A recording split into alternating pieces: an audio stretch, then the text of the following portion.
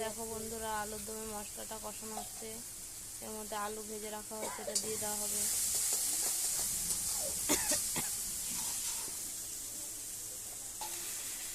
আলুগুলো দিয়ে দেওয়া হলো।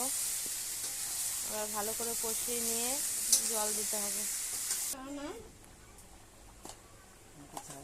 ঝোল দেওয়া হয়ে গেছে, পরিমাণ মতো স্বাদ মতো চিনিটা দিয়ে দিতে হবে। সব আলুর দমটা হয়ে এসেছে, এখনই নামানো হবে।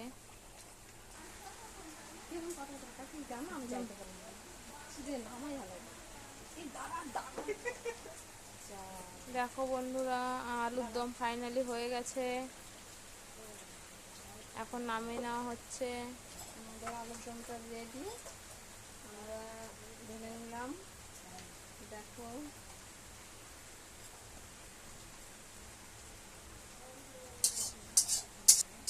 এটা ভাত।